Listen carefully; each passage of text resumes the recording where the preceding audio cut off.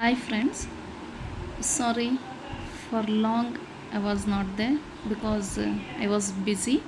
Today we will start a fourth stage. Before going to the four stages, we will recall the last class. Okay? We have studied about Jean Piaget. ನಾವು Jean ಪಿಯಾಜೆ ಬಗ್ಗೆ ನೋಡಿದ್ದೀವಿ ಹೌದಾ. Who is he? ಯಾರವರು? Father of child psychology. ಅವ್ರು ಹುಟ್ಟಿದ್ದು ಎಲ್ಲಿ? Place of birth is Switzerland. ಯಾವಾಗ? August 9th 1896. ಅವರು ಅವರ 11 ಇಯರ್ಸ್ ಅಲ್ಲಿ ಒಂದು ಆರ್ಟಿಕಲ್ನ ಬರೆದ್ರು ಆಲ್ಬಿನೋ ಸ್ಪ್ಯಾರೋ ಮೇಲೆ ಹೌದಾ. ಜೀನ್ ಪಿಯಾಜೆ ಅವರ ಥಿಯರಿನ ನಾವೇನಂತ ಕರಿತೀವಿ?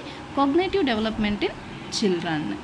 ಓಕೆ, ಆ್ಯಂಡ್ ಇನ್ ದಿಸ್ ಇದರಲ್ಲಿ ನಾವು ಜೀನ್ ಪಿಯಾಜೆ ಅವರ ಥಿಯರಿಯಲ್ಲಿ ನಾವು ಕಾಗ್ನೇಟಿವ್ ಡೆವಲಪ್ಮೆಂಟಲ್ಲಿ ಸ್ಟೇಜಸ್ 4 ನೋಡ್ತೀವಿ ಮತ್ತು ಕಾಗ್ನೇಟಿವ್ ಪ್ರೋಸೆಸ್ನ 4 ನೋಡ್ತೀವಿ. ಆಲ್ರೆಡಿ ನಾವು ಸ್ಟಡಿ ಮಾಡಿದ್ದೀವಿ ಹೌದಾ. ಸ್ಟೇಜಸ್ ಯಾವುದ್ಯಾವುದು?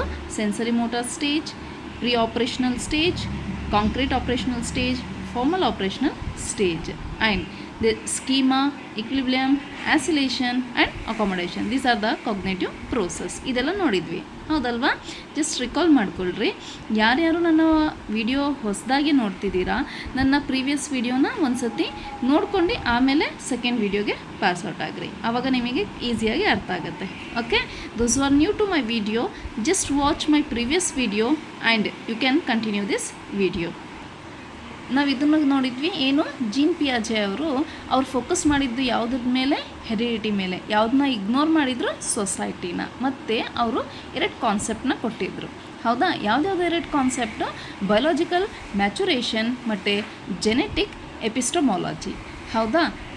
ಬಯೋಲಾಜಿಕಲ್ ಮ್ಯಾಚುರೇಷನ್ ಅಂತ ಅಂದರೆ ನ್ಯಾಚುರಲ್ ಆಗಿ ಏಜ್ ಆಗ್ತಾ ಇದ್ದಂಗೆ, ಮಕ್ಕಳ ಏಜ್ ಆಗ್ತಾ ಇದ್ದಂಗೆ ಬಾಡಿ ಮತ್ತು ಬ್ರೈನ್ ಡೆವಲಪ್ ಆಗ್ತಾ ಹೋಗುತ್ತೆ. It will start developing there.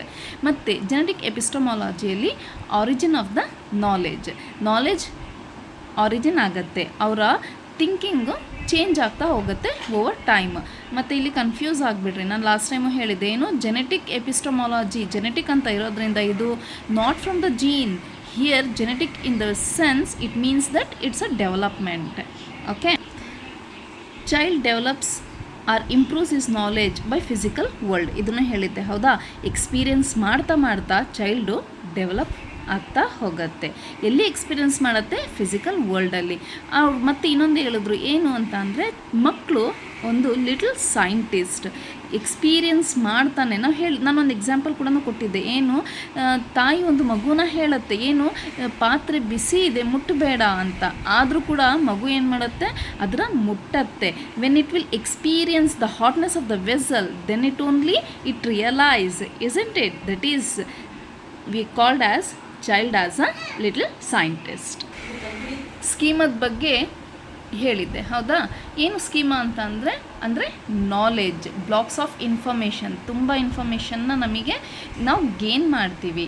Next ಸ್ಕೀಮಾದಲ್ಲಿ ನಾವು ಅಡಾಪ್ಟೇಷನ್ನ ನೋಡ್ತೀವಿ. ಅಡಾಪ್ಟೇಷನಲ್ಲಿ 2 ಟೈಪ್ಸ್ ಇರುತ್ತೆ. ಏನು? ಅಸಿಮಿಲೇಷನ್ ಮತ್ತು accommodation. First of all adaptation ಅಂತ ಅಂದರೆ ಏನು, ನಾನು ಅಲ್ಲೂ ಕೂಡ ಒಂದು ಎಕ್ಸಾಂಪಲ್ ಕೊಟ್ಟಿದ್ದೆ.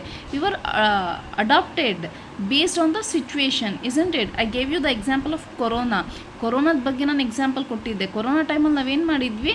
ನಾವು ಮಾಸ್ಕ್ನ ಹಾಕ್ಕೊಂಡು ಓಡಾಡ್ತಿದ್ವಿ ಹೌದಲ್ವಾ. ಡಿಸ್ಟೆನ್ಸ್ ಮೇಂಟೈನ್ ಮಾಡ್ತಿದ್ವಿ. So we are adjusted for that situation, for that environment. ಅಡಾಪ್ಟೇಷನಲ್ಲಿ ನಮಗೆ 2 ಥರದ್ದು ನೋಡ್ತೀವಿ ನಾವು, ಅಸಿಮಿಲೇಷನ್ ಮತ್ತು ಅಕಾಮಡೇಷನ್. ಅಸಿಮಿಲೇಷನ್ ಅಂತ ಅಂದರೆ ನ್ಯೂ ಇನ್ಫಾರ್ಮೇಷನ್ನ ನಾವು ಆ್ಯಡ್ ಮಾಡ್ತಾ ಹೋಗೋದು. ಎಕ್ಸಿಸ್ಟಿಂಗ್ ಎಕ್ಸಿಸ್ಟಿಂಗ್ ನಾಲೆಜಲ್ಲಿ ನಾವು ಹೊಸದಾಗಿರುವಂಥ ಇನ್ಫಾರ್ಮೇಷನ್ನ ಆ್ಯಡ್ ಮಾಡ್ತಾ ಹೋಗ್ತೀವಿ. ಓಕೆ, ಅಕಾಮಡೇಷನ್ ಅಂತ ಅಂದರೆ changing existing schema to fit new ಇನ್ಫಾರ್ಮೇಷನ್ನ ನಾವು ಏನು ಮಾಡ್ತೀವಿ ಅಂತಂದರೆ ಹೊಸ ಇನ್ಫಾರ್ಮೇಷನ್ ಆಗಿ. ಅಂದರೆ ಇವಾಗ ಕಾಗೆನ ನೋಡ್ತಾರೆ, ಕಾಗೆನ ನೋಡ್ತಾರೆ, ಕಾಗೆನ ನೋಡಿ ಅದು ಕೂಡ ಕಪ್ಪಾಗಿರುತ್ತೆ.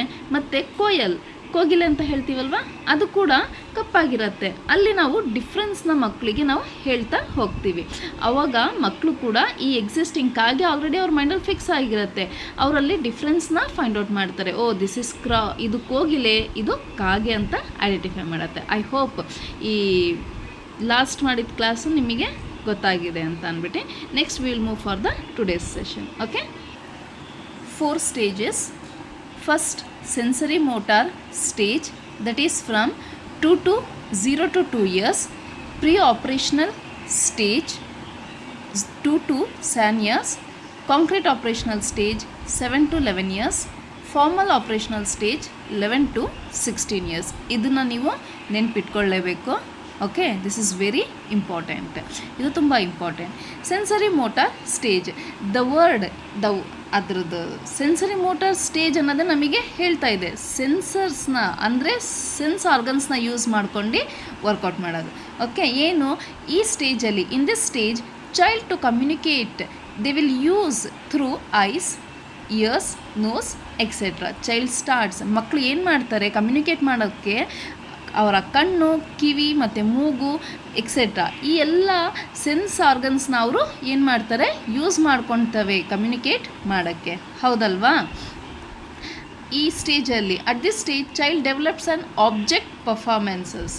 ಏನು ಅವ್ರೇನು ಮಾಡ್ತಾರೆ, ಯಾವುದಾದ್ರೂ ಒಂದು ಆಬ್ಜೆಕ್ಟ್ನ ಅವರು ನೋಡ್ತಿದ್ದಂಗೆ ಅವರು ತನ್ನ ಮೈಂಡಲ್ಲಿ ಅದ್ರದ್ದು ಇಮೇಜ್ನ ಫಿಕ್ಸ್ ಮಾಡ್ಕೊಳ್ತವೆ. ಓಕೆ, ಈ ಸ್ಟೇಜಲ್ಲಿ ನಾವೇನು ಹೇಳ್ತೀವಿ, ಗೋಲ್ ಡೈರೆಕ್ಟೆಡ್ ಸ್ಟೇಜ್ ಅಂತಲೂ ಹೇಳ್ತೀವಿ. ಗೋಲ್ ಡೈರೆಕ್ಟೆಡ್ ಬಿಹೇವಿಯರ್ ಕೂಡ ಇರುತ್ತೆ. ಗೋಲ್ ಅಂದರೆ ಏನು, GIO. ಈ ಟ್ರಿಕ್ನ ನೆನ್ಪಿಟ್ಕೊಳ್ರಿ. ಗೋಲ್ ಡೈರೆಕ್ಟೆಡ್ ಬಿಹೇವಿಯರ್ನ ನೆನ್ಪಿಟ್ಕೊಳ್ಳೋದು ಹೇಗೆ ಅಂತ ಅಂದ್ಬಿಟ್ಟು, G ಅಂತ ಅಂದರೆ ಗೋಲ್ ಡೈರೆಕ್ಟೆಡ್, I ಇಮಿಟೇಟ್ ಮಾಡ್ತವೆ ಮಕ್ಕಳು. ಹೌದಲ್ವಾ? O object performances. ಯಾವುದಾದ್ರೂ ಒಂದು ಆಬ್ಜೆಕ್ಟ್ನ ಅವ್ರು ಏನು ಮಾಡ್ತವೆ ಅಂತಂದರೆ ಅದ್ರದ್ದು ಥಿಂಕ್ ಮಾಡಿ, ಯೋಚನೆ ಮಾಡಿ ಅದ್ರದ್ದು ಇಮೇಜ್ನ ತನ್ನ ಮೈಂಡಲ್ಲಿ ಫಿಕ್ಸ್ ಮಾಡ್ಕೊತವೆ. ಓಕೆ, ಈ ಟ್ರಿಕ್ಸ್ನ ನೀವು ನೆನ್ಪಿಟ್ಕೋಬೇಕು. ಸೆನ್ಸರಿ ಮೋಟಾರ್ ಆರ್ಗನ್ ಅಂತ ಅಂದರೆ ಅವರು ಸೆನ್ಸ್ ಆರ್ಗನ್ಸ್ನ ಯೂಸ್ ಮಾಡ್ಕೊಂಡು ಕಮ್ಯುನಿಕೇಟ್ ಮಾಡ್ತಾರೆ. ಓಕೆ, ಈ ಸ್ಟೇಜಲ್ಲಿ ಏನು ಅಂತ ಅಂದರೆ ಯಾವುದೇ ಒಂದು ಆಬ್ಜೆಕ್ಟ್ನ ನೋಡಿದ್ರು ಅಂತಂದರೆ ಅವರು ತನ್ನ ಮೈಂಡಲ್ಲಿ ಫಿಕ್ಸ್ ಮಾಡ್ಕೊತಾರೆ. ಓಕೆ, ಟ್ರಿಕ್ಸ್ ಇಲ್ಲಿ ಯಾವುದು, GIO, ಜಿಯೋ ಅನ್ನೋದನ್ನ ನೆನ್ಪಿಟ್ಕೊಳ್ರಿ. ಅಲ್ಲಿ ನಾವು ಜಿಯೋ ಸಿಮ್ನ ನಾವು JIO ಅಂತ ಯೂಸ್ ಮಾಡ್ತೀವಿ, ಆದರೆ ಇಲ್ಲಿ GIO ಅನ್ನೋದನ್ನ ನೆನ್ಪಿಟ್ಕೊಳ್ರಿ. G ಅಂತ ಅಂದರೆ goal directed, I in the sense imitate, O object performances. Okay, second is pre operational stage. ಇಲ್ಲಿ ಟ್ರಿಕ್ಸ್ ಏನು ಅಂತ ಅಂದರೆ SSB ಅನ್ನೋದನ್ನ ನೆನ್ಪಿಟ್ಕೊಳ್ರಿ. ಏನು SSB? ಸ್ಪೀಕಿಂಗ್, ಸಿಂಬಾಲಿಕ್ ಮತ್ತು ಬಿಲೀವ್, ಪ್ಲೇ. ಓಕೆ, ನೆಕ್ಸ್ಟ್ ಇಲ್ಲಿ ಈ ಸ್ಟೇಜಲ್ಲಿ ಏನು ಮಾಡ್ತೀವಿ ಅಂದರೆ child start speech and language development. ಮಕ್ಕಳು ಏನು ಮಾಡುತ್ತೆ ಅಂತ ಅಂದರೆ ತನ್ನ ಲ್ಯಾಂಗ್ವೇಜ್ ಡೆವಲಪ್ಮೆಂಟ್ನ ಸ್ಟಾರ್ಟ್ ಮಾಡ್ಕೊಳ್ಳುತ್ತೆ. ಇಲ್ಲಿ ಕ್ವಶನ್ ಕೇಳಬಹುದು, in which stage the child start its speech and language development ಅಂತ ಅಂದರೆ ನೆನ್ಪಿಟ್ಕೋಬೇಕು, pre operational stage. What the year? Okay, ಈ ಪ್ರೀ ಆಪ್ರೇಷನಲ್ ಸ್ಟೇಜಲ್ಲಿ ಇಯರ್ ಯಾವುದು ಅಂತ ಅಂದರೆ 2 to 7 years. ಅದು ನೀವು ನೆನ್ಪಿಟ್ಕೋಬೇಕು. ಓಕೆ, ಆಮೇಲೆ ಲಿಮಿಟೇಷನ್ಸ್ ಆಫ್ ಪ್ರೀ ಆಪ್ರೇಷನಲ್ ಸ್ಟೇಜಲ್ಲಿ ಲಿಮಿಟೇಷನ್ಸ್ ಏನೇನು ಅಂತ ಅಂದರೆ, ಲಿಮಿಟೇಷನ್ಸ್ ಫಸ್ಟ್ ಒನ್ ಎನಿಮಿಸಮ್. ಏನು ಇಲ್ಲಿ ಮಕ್ಕಳು ಏನು ಹೇಳ್ತವೆ ಅಂತ ಅಂದರೆ, ಮಕ್ಕಳು ಆಟ ಆಡಬೇಕಾದ್ರೆ ನೋಡಿರ್ತೀರಲ್ವ, ಮಮ್ಮ ನನಗೂ ಹಶು ಆಗಿದೆ, ನನ್ನ ಡಾಲಿ, ಬಾಬಿ, ಪಿಂಕಿ ಅದಕ್ಕೂ ಹಶು ಆಗಿದೆ ಅಂತ ಅಂದ್ಬಿಟ್ಟು ಹೇಳ್ತಾರೆ. ಹೌದಲ್ವಾ? ಆ ಡಾಲ್ ಆ್ಯಕ್ಚುಲಿ ಅದು ನಾನ್ ಲಿವಿಂಗ್ ಥಿಂಗ್, ಆದರೂ ಕೂಡ ಮಕ್ಕಳು ಥಿಂಕ್ ಮಾಡೋದೇನು ಅಂತ ಅಂದರೆ ಅದಕ್ಕೂ ಕೂಡ ಹಶು ಆಗಿದೆ. ಆ ಸ್ಟೇಜ್ನ ಏನಂತ ಹೇಳ್ತೀವಿ ಅಂತಂದರೆ ಅನಿಮಿಷಮ್ ಅಂತ ಅಂದ್ಬಿಟ್ಟು ಹೇಳ್ತೀವಿ. ನೆನ್ಪಿಟ್ಕೊಳ್ರಿ. ಎಕ್ಸಾಂಪಲ್ ನಾನು ನಿಮಗೆ ಕೊಡ್ತಿರೋದು ಯಾಕೆ ಅಂತ ಅಂದರೆ ನಾವು ಯೂಶ್ವಲಿ ಸಣ್ಣ ಮಕ್ಕಳನ್ನ ನೋಡ್ತಿರ್ತೀವಿ, ಅವ್ರು ಯಾವ ರೀತಿ ಬಿಹೇವ್ ಮಾಡ್ತಿರ್ತಾರೆ ಅನ್ನೋದು. ಸೊ ಅದಕ್ಕೆ ಈ ಸಿಂಪಲ್ ಎಕ್ಸಾಂಪಲ್ಸ್ನ ನೆನ್ಪಿಟ್ಕೊಳ್ರಿ. ಮಕ್ಕಳು ಗೊಂಬೆಗಳನ್ನ ಎಲ್ಲ ಆಟಾಡಬೇಕಾದ್ರೆ ಏನು ಹೇಳ್ತಿರ್ತಾರೆ, ನಿನಗೆ ಹೊಟ್ಟೆ ಹಶು ಆಗ್ತಿದೆಯಾ, ನಿನಗೆ ನೀರು ಕುಡಿಬೇಕು ಅಂತ ಅನಿಸ್ತಿದ್ಯಾ, ಚಾಕ್ಲೇಟ್ ಬೇಕಾ ಅಂತ ಅಂದ್ಬಿಟ್ಟು ಎಲ್ಲ ಹೇಳ್ತಿರ್ತಾರೆ. ಹೌದಾ? ಇದನ್ನು ನಾವೇನಂತ ಹೇಳ್ತೀವಿ, ಆ ಸ್ಟೇಜ್ನ ಎನಿಮಿಸಮ್ ಅಂತ ಅಂದ್ಬಿಟ್ಟು ಹೇಳ್ತೀವಿ. ಇದು ಒಂದು ಲಿಮಿಟೇಷನ್ ಯಾವುದ್ರದ್ದು ಅಂತಂದರೆ ಪ್ರೀ ಆಪ್ರೇಷನಲ್ ಸ್ಟೇಜ್. ಓಕೆ, ಇದು ಎಷ್ಟು ವರ್ಷದಲ್ಲಿ ನಾವು ಹೇಳ್ತೀವಿ? 2 to 7 years ಮಕ್ಕಳಲ್ಲಿ ಕಾಣ್ತೀವಿ ನಾವು. ಓಕೆ, ಸೆಕೆಂಡ್ ಒನ್ ಈಗೋ ಸೆಂಟ್ರಿಸಮ್. ಇಲ್ಲಿ ಏನಾಗುತ್ತೆ ಅಂತ ಅಂದರೆ, ನಾನು ಹಿಂದಿಯಲ್ಲಿ ಬರ್ತಿದ್ದೀನಿ, ಸ್ವಲ್ಪ ಜನ ಹಿಂದಿ ಬೇಕು ಅಂತ ಅಂದಿದ್ರು, ಹಾಗಾಗಿ ಬಚ್ಚಾ ಜಿದ್ದಿ ಬಂದ್ ಜಾತಾ ಹೈ ಅಂತ ಅಂದರೆ ಮಕ್ಕಳು ತುಂಬ ಹಠ ಮಾಡ್ತಿರ್ತಾರೆ. ಏನು ಫಾರ್ ಎಕ್ಸಾಂಪಲ್ ಇವಾಗ ನಾವು ಅಂಗಡಿಗೆ ಕರ್ಕೊಂಡು ಹೋಗಿರ್ತೀವಿ ಅಥವಾ ಮಾಲಿಗೆ ಕರ್ಕೊಂಡು ಹೋಗಿರ್ತೀವಿ, ಮಕ್ಕಳು ಅಲ್ಲೇ ಉಳ್ದಾಡ್ತಿರ್ತಾರೆ, ಇಲ್ಲ ಇದು ನನಗೆ ಬೇಕು, ಮ್ಯಾಗಿ ಬೇಕು, ಚಾಕ್ಲೇಟ್ ಬೇಕು ಅಂತ ಅಂದ್ಬಿಟ್ಟು. ಹೌದಾ, ಅಮ್ಮ ಹೇಳ್ತಿರ್ತಾರೆ ಇಲ್ಲ ಅದು ನಿನಗೆ ತುಂಬ ತೊಂದರೆ ಆಗುತ್ತೆ, ಅದರಿಂದ ಹುಳ ಆಗುತ್ತೆ, ಹಾಗೆ ಹೀಗೆ ಅಂತ ತುಂಬ ಹೇಳ್ತಿರ್ತಾರೆ. ಆದರೂ ಕೂಡ ಮಕ್ಕಳು ಹಠ ಮಾಡ್ತಿರ್ತಾರೆ. ಹೌದಾ, ಆ ಸಿಚುವೇಶನ್ನ ನಾವೇನು ಹೇಳ್ತೀವಿ, ಈಗೋ ಸೆಂಟ್ರಿಸಮ್ ಅಂತ ಅಂದ್ಬಿಟ್ಟು ಹೇಳ್ತೀವಿ. ಓಕೆ, ಐ ಹೋಪ್ ಅರ್ಥ ಆಗ್ತಿದೆ ಅಂತ. ಇನ್ ಕೇಸ್ ಏನಾದರೂ ಅರ್ಥ ಆಗ್ತಿಲ್ಲ ಅಂದರೆ ನನಗೆ ಕಮೆಂಟ್ ಮಾಡಿ. ನೆಕ್ಸ್ಟ್, ಸೆಂಟ್ರೇಷನ್ ಅಂತ ಅಂದರೆ focused on only one property. ನಾನು ಆಲ್ರೆಡಿ ಈ ಸೆಂಟ್ರೇಷನಲ್ಲಿ ಒಂದು ಪ್ರಾಬ್ಲಮ್ ಕೂಡ ಕ್ವಶನ್ ಕೂಡ ಸಾಲ್ವ್ ಮಾಡಿಸಿದ್ದೆ ಲಾಸ್ಟ್ ವಿಡಿಯೋಲ್ಲಿ. ಓಕೆ, ದೊಡ್ಡ ಗ್ಲಾಸು ಮತ್ತು ಚಿಕ್ಕ ಗ್ಲಾಸ್ ಅಂತ ಅಂದ್ಬಿಟ್ಟು ಎಕ್ಸಾಂಪಲ್ ಕೊಟ್ಟು. ಹೌದಾ, ಏನು ಮಕ್ಕಳಲ್ಲಿ ನಾವು ಕಾಣ್ತೀವಿ, ಮಮ್ಮ ಒಂದು ಹಾಲಿನ 2 ಗ್ಲಾಸ್ ತಂದಿದ್ದಾರೆ ಅಂತ ಅಂದರೆ ಒಂದು ಗ್ಲಾಸು ಟಾಲ್ ಆಗಿರುತ್ತೆ, ಇನ್ನೊಂದು ಗ್ಲಾಸು ವೈಡರ್ ಆಗಿರುತ್ತೆ. ಆದರೂ ಕೂಡ ಮಕ್ಕಳು ಚೂಸ್ ಮಾಡೋದು ಯಾವುದು, ಟಾಲರ್ ಗ್ಲಾಸ್. ಯಾಕೆ ಅಂತಂದರೆ ತುಂಬ ದೊಡ್ಡದಾಗಿದೆ, ನನಗೆ ಜಾಸ್ತಿ ಸಿಗುತ್ತೆ ಅಂತ. ಆ ವೈಡರ್ ಗ್ಲಾಸ್ನ ಅವರು ನೋಡೋದೇ ಇಲ್ಲ. ಹೌದಾ, ಯಾಕೆ ಅಂತಂದರೆ ದೇ ಆರ್ ಫೋಕಸ್ಡ್, ಸೆಂಟ್ರೈಸ್ಡ್. ಅವ್ರು ಏನು ಆಗಿರ್ತಾರೆ, ಫೋಕಸ್ಡ್ ಆಗಿರ್ತಾರೆ ಒಂದೇ ಒಂದು ಆಬ್ಜೆಕ್ಟ್ ಮೇಲೆ. Okay, that is centration. Next irreversibility. ಇಲ್ಲಿ ನಾವು ಮಕ್ಕಳಿಗೆ ಹೇಳ್ಕೊಡ್ತೀವಿ 8 + 4 = 12 ಅಂತ. ಮತ್ತೆ ಸ್ವಲ್ಪ ಮಕ್ಕಳು ಏನು ಮಾಡ್ತಾರೆ ಅಂತ ಅಂದರೆ 4 + 8 ಅಂತ ಕೊಟ್ಟರೆ ಅವ್ರು ಮತ್ತೆ ಸ್ವಲ್ಪ ಕನ್ಫ್ಯೂಸ್ ಆಗ್ತಾರೆ. ಹೌದಾ, ಇಲ್ಲಿ ಮಕ್ಕಳು ಫೇಸ್ ಮಾಡ್ತಾರಲ್ಲ, ಡಿಫಿಕಲ್ಟಿ ಫೇಸ್ ಮಾಡ್ತಾರಲ್ವ, ಅದನ್ನು ನಾವು ಇರ್ರಿವರ್ಸಿಬಿಲಿಟಿ ಅಂತ ಅಂದ್ಬಿಟ್ಟು ಹೇಳ್ತೀವಿ ನಾವು ಈ ಸಿಚುವೇಶನ್ದ. Okay, next the last is the conservation. Okay, conservation ಅಂತ ಅಂದರೆ ಏನು, ಇಲ್ಲಿ ನಾನು ಹಿಂದಿಯಲ್ಲಿ ಬರ್ತಿದ್ದೀನಿ. ಅಗರ್ किसी वस्तु के साइज़ या शेप में चेंज कर दें तो उसकी क्वांटिटी पर कोई प्रभाव नहीं पड़ता, लेकिन बच्चा इसको समझ नहीं पाता. ಯಾವುದೇ ವಸ್ತುವಿನ ಸೈಜ್ ಮತ್ತು ಶೇಪಲ್ಲಿ ನಾವು ಯಾವುದೇ ಥರ ಚೇಂಜಸ್ ಮಾಡಿದ್ರೂ ಕೂಡ ಅದ್ರದ್ದು ಕ್ವಾಂಟಿಟಿ ಚೇಂಜ್ ಆಗಲ್ಲ ಅನ್ನೋದು ಮಕ್ಕಳು ಅರ್ಥ ಮಾಡ್ಕೊಳ್ಳಲ್ಲ ಈ ಸ್ಟೇಜಸಲ್ಲಿ. ಓಕೆ, ಈ ಸಿಚುವೇಶನ್ನ ನಾವು ಕನ್ಸರ್ವೇಷನ್ ಅಂತ ಅಂದ್ಬಿಟ್ಟು ಹೇಳ್ತೀವಿ. ಈ ಕನ್ಸರ್ವೇಷನ್ ಸ್ಟೇಜ್ನ ಮಕ್ಕಳು ಯಾವ ಸ್ಟೇಜಲ್ಲಿ ಅರ್ಥ ಮಾಡ್ಕೊತಾರೆ ಅಂತ ಅಂದರೆ ಇಲ್ಲಿ ಬರ್ದಿದ್ದೀನಿ ನಾನು. Child understand this situation in third ಸ್ಟೇಜಲ್ಲಿ ಅರ್ಥ ಮಾಡ್ಕೊತಾರೆ. ಓಕೆ, ಥರ್ಡ್ ಸ್ಟೇಜ್ ಯಾವುದು, yes, concrete operational stage. Concrete operational ಸ್ಟೇಜ್ನ ಟ್ರಿಕ್ಸ್ ಏನು ಅಂತ ಅಂದರೆ CCS ಅಂತ ನೆನ್ಪಿಟ್ಕೊಳ್ರಿ. CCS ಅಂತಂದರೆ ಕ್ಲಾಸಿಫೈ, ಕನ್ಸರ್ವ್ ಆ್ಯಂಡ್ ಸೀರೀಸ್. ಇಲ್ಲಿ ಕ್ಲಾಸಿಫೈ ಏನು, ಚೈಲ್ಡ್ ಬೈಫರ್ಕೇಟ್ ದ ಥಿಂಗ್ಸ್. ಅಲ್ಲಿ ಫಾರ್ ಎಕ್ಸಾಂಪಲ್ ಇಲ್ಲಿ ನಾನು ಕೊಟ್ಟಿದ್ದೀನಿ ನೋಡಿರಿ, ಒಂದು ಬಾಕ್ಸಲ್ಲಿ ನಾವು ಸ್ಕ್ವೇರ್ನ ಇಟ್ಟಿರ್ತೀವಿ, ಇನ್ನೊಂದು ಬಾಕ್ಸಲ್ಲಿ ಸರ್ಕಲ್, ಇನ್ನೊಂದು ಬಾಕ್ಸಲ್ಲಿ ಟ್ರಯಾಂಗಲ್ನ ಇಟ್ಟಿರ್ತೀವಿ. ಅಲ್ಲಿ ಮಕ್ಕಳು ಸಪ್ರೇಟ್ ಮಾಡ್ತಾರೆ. ಒಂದೇ ಬಾಕ್ಸಲ್ಲಿ ಎಲ್ಲ 3 ಕೂಡ ಸ್ಕ್ವೇರ್, ಟ್ರಯಾಂಗಲ್ ಮತ್ತು ಸರ್ಕಲ್ ಇಟ್ಟರೆ ನಾವು ಅದನ್ನ ಸಪ್ರೇಟ್ ಮಾಡೋದು ಮಕ್ಕಳು ಈಸಿಯಾಗಿ ಅರ್ಥ ಮಾಡ್ಕೊತಾರೆ. ಅಲ್ಲಿ ಕ್ಲಾಸಿಫೈ ಮಾಡ್ತಾರೆ ಅವರು. Oh, this is the square, we have to keep it separate, this is the circle and this is the triangle. They will bifurcate the thing there. Okay, next conserve already ನಾನು ಹೇಳಿದ್ದೆ. Okay, next series 1 2 3 4. ಈ ಸೀರೀಸ್ನು ಕೂಡ ಮಕ್ಕಳು ಈ ಸ್ಟೇಜಲ್ಲಿ ಅರ್ಥ ಮಾಡ್ಕೊಳ್ತಾ ಹೋಗ್ತಾರೆ. Okay, last is formal operational stage. ಈ ಫಾರ್ಮಲ್ ಆಪ್ರೇಷನಲ್ ಸ್ಟೇಜಲ್ಲಿ ನಾವೇನು ನೋಡ್ತೀವಿ ಅಂತ ಅಂದರೆ ಮಕ್ಕಳಲ್ಲಿ ಹೈಪೋಥೆಟಿಕಲ್ ಥಿಂಕಿಂಗ್ ಮತ್ತು ರೀಸ್ನಿಂಗ್, ಅಬ್ಸ್ಟ್ರಾಕ್ಟ್ ಥಿಂಕಿಂಗ್ನ ನಾವು ಈ ಫಾರ್ಮಲ್ ಆಪ್ರೇಷನಲ್ ಸ್ಟೇಜಲ್ಲಿ ನೋಡ್ತಾ ಹೋಗ್ತೀವಿ. ಓಕೆ, ಐ ಹೋಪ್ ಈಗ ಮಾಡಿರೋದು ನಿಮಗೆ ಅರ್ಥ ಆಗಿದೆ ಅಂದ್ಕೊಳ್ತೀನಿ. ಈ ಕಾನ್ಸೆಪ್ಟ್ ಮೇಲೆ ಸ್ವಲ್ಪ ಪ್ರಾಬ್ಲಮ್ಸ್ನ ನೋಡ್ತಾ ಹೋಗೋಣ, ಸ್ವಲ್ಪ ಕ್ವಶನ್ಸ್ನ ಸಾಲ್ವ್ ಮಾಡ್ತಾ ಹೋಗೋಣ. Okay, yes, first question the reasoning, thinking and problem solving are explained in which aspect of development. ಯಾವ ಆಸ್ಪೆಕ್ಟ್ ಆಫ್ ಡೆವಲಪ್ಮೆಂಟಲ್ಲಿ ನಾವು ನೋಡ್ತಾ ಹೋಗ್ತೀವಿ. ಇವಾಗ ನಾವು ಸ್ಟಡಿ ಮಾಡ್ತಿರೋದು ಕೊಗ್ನೇಟಿವ್ ಡೆವಲಪ್ಮೆಂಟ್. ಹೌದಾ, ಪಿಯಾಜೆದು. ನಾವಿನ್ನೂ moral development, motor development, social development ನಾವು ಹೋಗಿಲ್ಲ. So the option is cognitive development there. Okay, reasoning, thinking, ಈ ಪ್ರಾಬ್ಲಮ್ ಸಾಲ್ವಿಂಗ್ ಎಲ್ಲ ನಾವು ನೋಡೋದು ಯಾವ ಡೆವಲಪ್ಮೆಂಟಲ್ಲಿ ಅಂತ ಅಂದರೆ ಕೊಗ್ನೇಟಿವ್ ಡೆವಲಪ್ಮೆಂಟಲ್ಲಿ. Okay, next question. As per Jean Piaget's theory of cognitive development, which of the following ability distinguish concrete operational thinking from pre-operational thinking? Yes, options nodre: decentering, hypothetical reasoning, object performance and coordination of senses. ಈ hypothetical reasoning ನಾವು ಯಾವ ಸ್ಟೇಜಲ್ಲಿ ನೋಡ್ತೀವಿ, formal operational ಸ್ಟೇಜಲ್ಲಿ. ಹೌದಾ, ಮತ್ತು object performance ಮತ್ತು coordination of senses ನಾವು ಫಸ್ಟ್ ಸ್ಟೇಜಲ್ಲಿ ನೋಡುವಂಥದ್ದು. ಈ ಕಾಂಕ್ರೀಟ್ ಆಪ್ರೇಷನಲ್ ಥಿಂಕಿಂಗು ಮತ್ತು ಪ್ರೀ ಆಪ್ರೇಷನಲ್ ಥಿಂಕಿಂಗ್ಗೆ ನಾವು ಡಿಸ್ಟಿಂಗ್ವಿಷ್ ಮಾಡಿದಾಗ ನಾವು ನೋಡುವಂಥದ್ದೇ decentering. Okay, so the option is decentering there.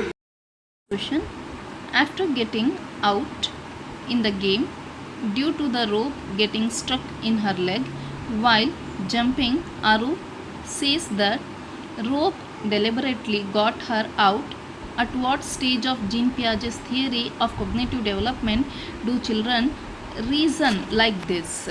Option: formal operational stage, pre-operational stage, sensory motor stage, concrete operational stage. Question ಏನು ಅರ್ಥ ಆಯಿತು? ಇಲ್ಲಿ ಒಂದು ಮಗು ಆಡ್ತಾ ಇದೆ. ಏನು ಆಡ್ತಿದೆ ಅಂತ ಅಂದರೆ ಸ್ಕಿಪ್ಪಿಂಗ್ ಆಡ್ತಾ ಇದೆ. ಅದು ನಮಗೆ ಕಾಲಲ್ಲಿ ಸ್ಟ್ರಕ್ ಆಗುತ್ತೆ, ಹೌದಾ? ಕಾಲಲ್ಲಿ ಸ್ಟ್ರಕ್ ಆಗಿದ ತಕ್ಷಣ ನಾವು ಔಟ್ ಆಗಿಬಿಡ್ತೀವಿ. ಆವಾಗ ನಾವು ಸಣ್ಣವರಿರ್ಬೇಕಾದ್ರೆ ನಾವು ಹೇಳಿರ್ತೀವಿ, ನನಗೆ ಇದು ಕಾಲಲ್ಲಿ ಸ್ಟ್ರಕ್ ಆಗಿಬಿಡ್ತು, ಈ ಹಗ್ಗನೇ ಸರಿ ಇಲ್ಲ, ಈ ಸ್ಕಿಪ್ಪಿಂಗೇ ಸರಿ ಇಲ್ಲ ಅಂತ ಅಂದ್ಬಿಟ್ಟು ನಾವು ಹೇಳ್ತಿರ್ತೀವಿ, ಹೌದಲ್ವಾ? ಇದು ಯಾವ ಸ್ಟೇಜಲ್ಲಿ ಬರುತ್ತೆ ಅಂತ ಅಂದ್ಬಿಟ್ಟು ಇಲ್ಲಿ ಕೇಳಿದ್ದಾರೆ. ಇದು ಬರುವಂಥದ್ದು ಪ್ರೀ ಆಪ್ರೇಷನಲ್ ಸ್ಟೇಜ್. ಒಂದು ನೆನ್ಪಿಟ್ಕೊಳ್ರಿ, instead of pre operational stage ಅಂತ ಕೊಡೋದು ಬದಲಿಗೆ ನಾವು ಇನ್ನೊಂದು ವರ್ಡ್ನ ನಾವು ನೋಡಿದ್ವಿ, ಹೌದಾ?